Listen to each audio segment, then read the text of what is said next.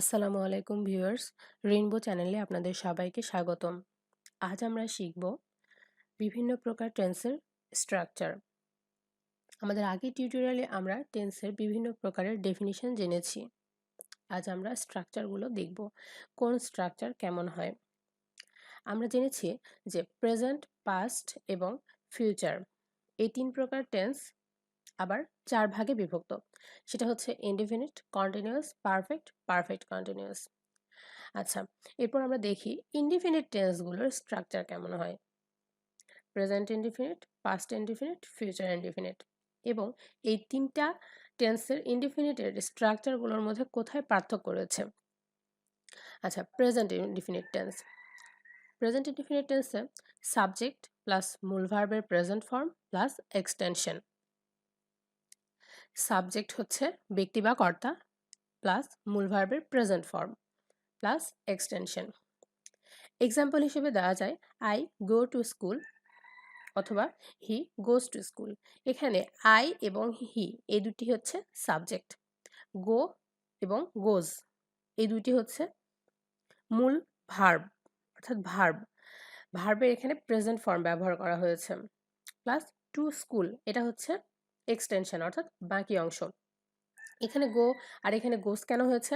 কেননা আই হচ্ছে first person singular number এবং হি হচ্ছে third person singular number.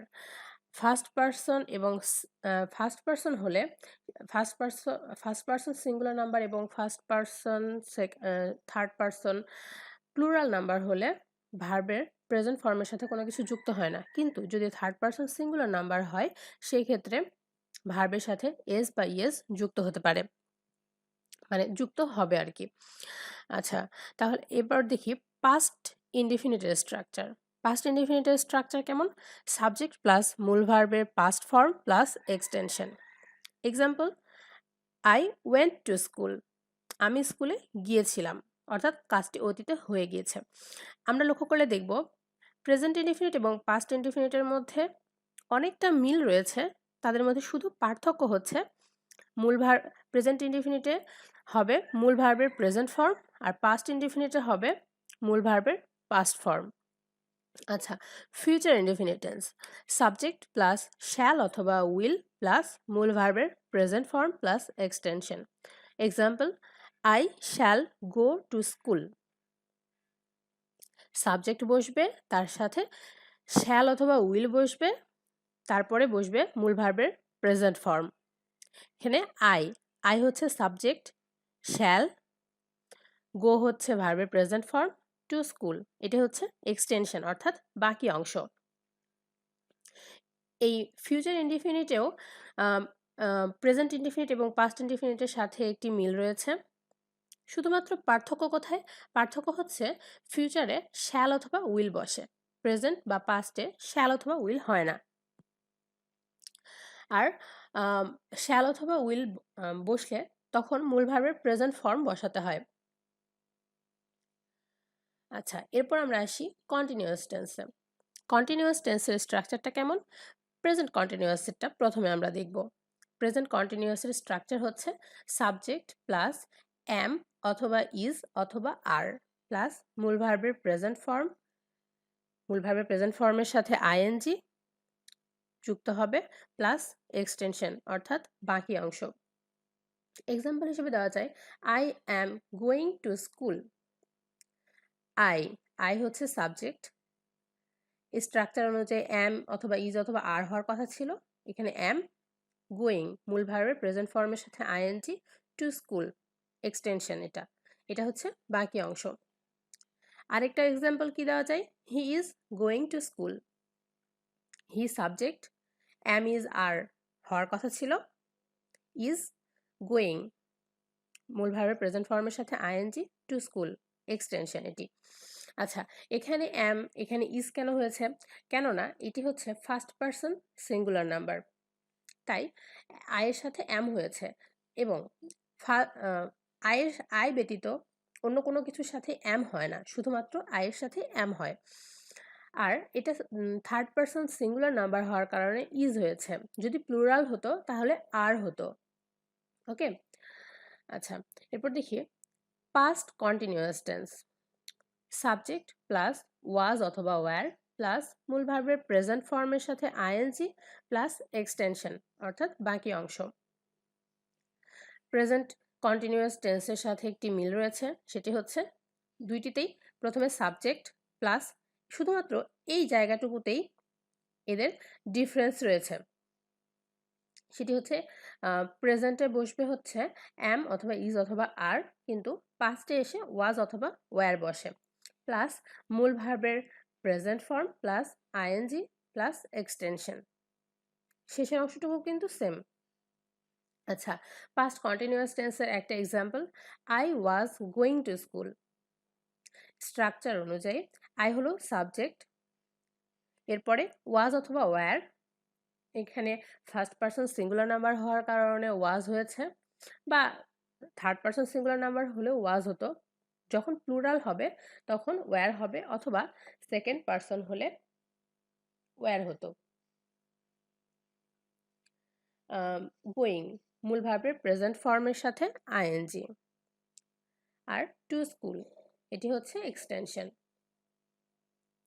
Future continuous tense subject plus shall be অথবা will be plus মূল ভার্বের present form plus ING plus extension. Example, I shall be reading the book. I subject, structure অনুযায়ী shall be, reading মূল ভার্বের present ফর্মের সাথে ING, the book হচ্ছে extension. আচ্ছা, এখানেও তিন প্রকার টেন্সেরই কন্টিনিউয়াস ফর্মে একটা মিল দেখা যায়। সেটি হচ্ছে প্রত্যেকেরই সাবজেক্ট রয়েছে, প্রত্যেকেরই অক্সিলারি ভার্ব বা সাহায্যকারী ভার্বের জায়গা ব্যতীত মূল ভার্বের পর থেকে মূল ভার্বের প্রত্যেকটাতেই মূল ভার্বের প্রেজেন্ট ফর্ম বসে প্লাস আইএনজি বসে, এরপর বাকি অংশ বসে। শুধুমাত্র পার্থক্য হচ্ছে এখানে কন্টিনিউয়াস প্রেজেন্টের ক্ষেত্রে অক্সিলারি হিসেবে অ্যাম, ইজ অথবা আর কে ব্যবহার করা হয়, পাস্টে ওয়াজ অথবা ওয়্যার, এবং ফিউচারে শ্যাল বি অথবা উইল বি। এরপর আমরা আসি পারফেক্ট টেন্সে। Present perfect tense subject plus have অথবা হ্যাজ প্লাস মূল ভার্বের পাস্ট পার্টিসিপল প্লাস এক্সটেনশন। উদাহরণ, I have gone to school, he has gone to school. এখানে আই এবং হি হলো সাবজেক্ট, এরপরে স্ট্রাকচার অনুযায়ী হ্যাভ অথবা হ্যাজ, আয়ের সাথে হ্যাভ বসেছে, হির সাথে হ্যাজ বসেছে।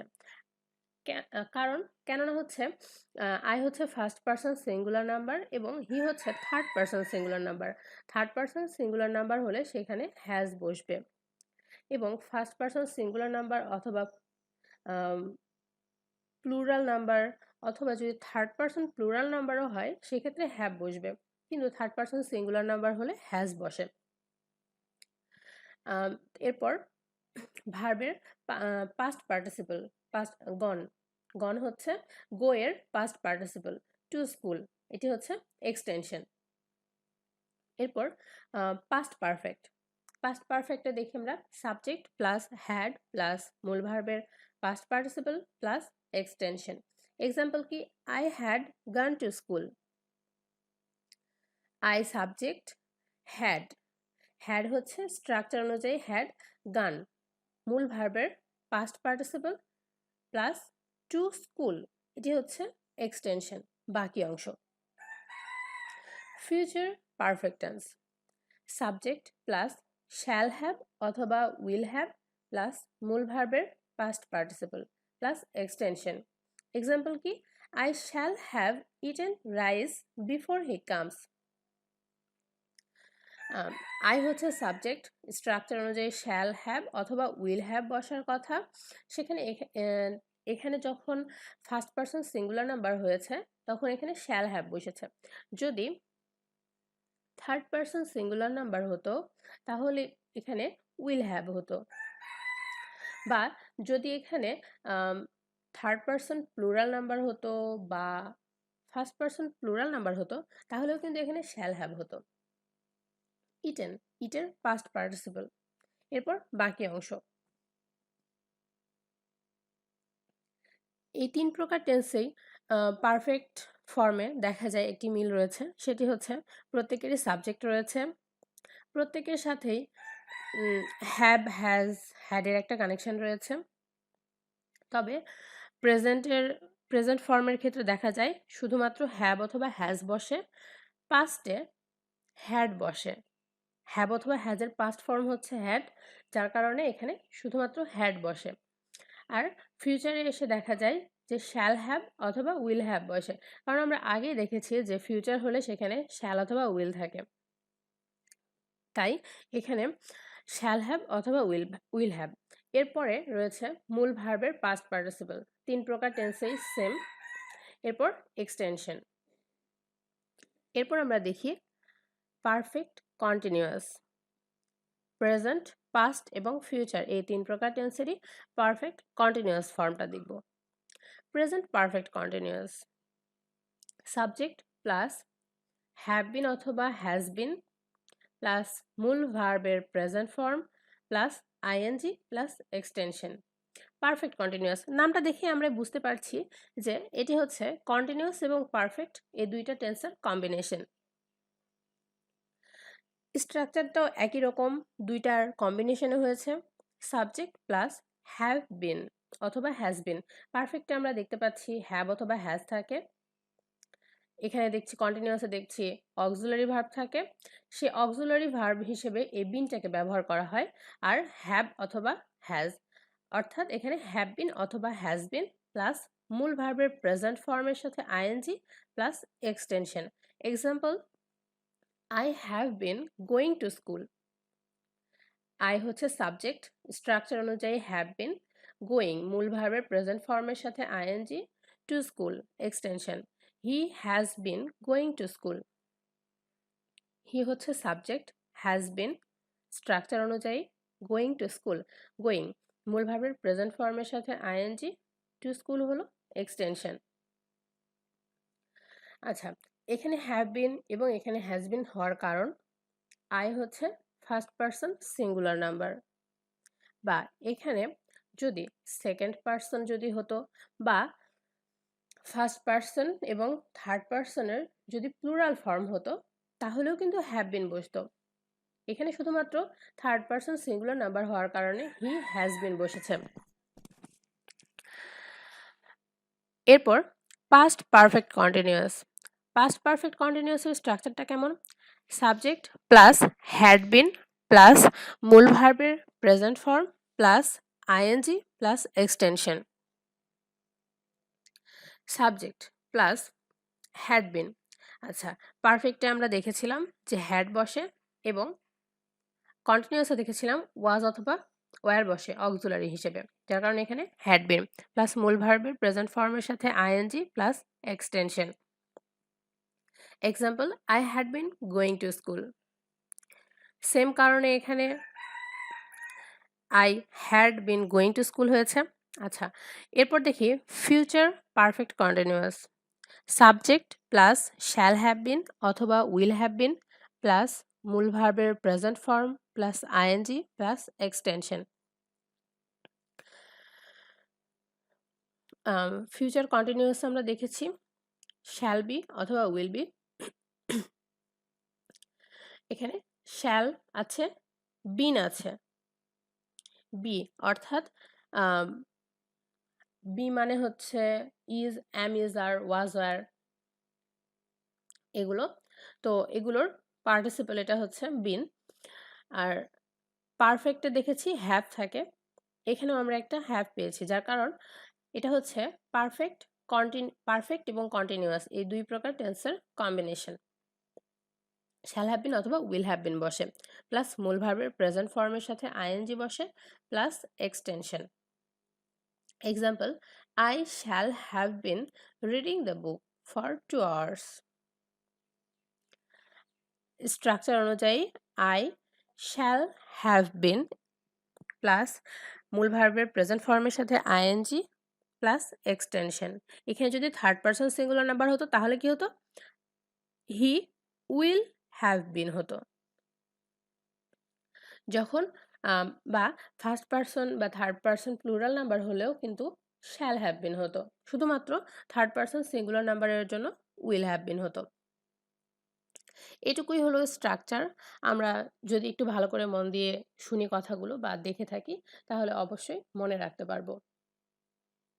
আর ভিডিওটি যদি আপনাদের জন্য উপকারী হয়ে থাকে, তাহলে অবশ্যই নিজেদের টাইমলাইনে শেয়ার করে রাখবেন বা আপনাদের বিভিন্ন সোশ্যাল মিডিয়াতে শেয়ার করবেন, এবং পারলে অন্যদের সাথেও শেয়ার করবেন, যেন তারাও এই ভিডিওটি দ্বারা উপকৃত হতে পারে।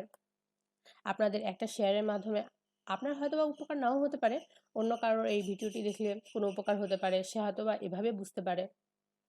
আমরা সবাই চাই যে শর্টকাটে অনেক কিছু শিখতে, কিন্তু শর্টকাটে শিখলে দেখা যায় কি যে ওই জিনিসগুলো হয়তোবা ছোট ছোট ওয়ার্ড দিয়ে আমরা শিখি, কিন্তু ছোট ছোট ওয়ার্ডগুলো সবসময় মনে রাখা পসিবল হয় না।